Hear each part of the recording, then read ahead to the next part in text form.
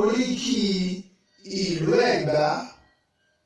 Ẹ̀gbá ọmọ Lísàbí Agbòǹgbò Àkàlà, ọmọ Eríjogún ọlá, ọmọ Òṣílẹ̀kùn palẹ̀kùndé, àrídìí ògo lójú ogun.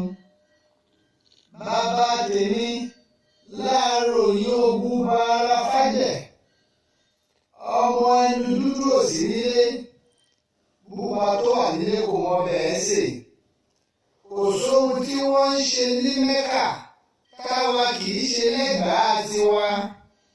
Wọ́n ń mumi sẹ́mísẹ́mì ní Mẹ́kà, àwa ń mumi odò Ògùn lẹ́gbàá. Wọ́n ń gàràfá ní Mẹ́kà, àwa ń gòkè Olúmọ lẹ́gbàá tiwa.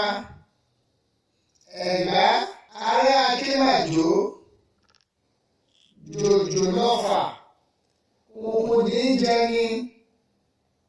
Ẹ̀yin lọmọ ajógbẹrú májò gbẹ̀kọ, nítorí ẹrú ní í sinmi, ẹ̀kọ kì í sìnìyàn. Ọmọ akẹ́ni wíjọ́wíjọ́ tí irun rẹ̀ ń bọ̀ ọ́lẹ̀ tẹ́ẹ́rẹ́. Onírúurú Ẹ̀gbá pọ̀ nílé Aláké, Olúgbọ́njọbí lolórí wọn. Ìjàkọ̀ìjàkàn tí wọ́n jà lọ́jà ń ló tùlú Ẹ̀gbá orílé, ń ló sọ Ṣódẹkẹ́ di bàbá ogun. Lábẹ́ Olúmọ, Ẹ̀gbá ọmọ òru là á ṣèkà. Ẹni ṣerú rẹ̀ lọ́sàn-án kọ́, kò ní í fara re lọ. Ẹ̀gbá méjì kì í jára wọn níyàn.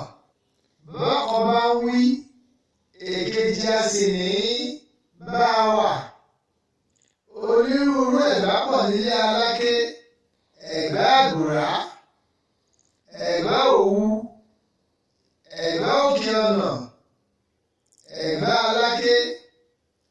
Gbogbo wọn ló gba Ìjàyè lálejò lábẹ́ Olúmọ. Èdùmàrè jọ̀wọ́ má jẹ́ kìlú Ẹ̀gbá tú o. Àṣẹ. Kógun má jẹ̀gbá Aké, kógun má jẹ̀gbá Òwu, kógun má jọ Ṣílẹ̀, kógun má jà Àgùrá, kógun má jà Àbárà títí dómidá.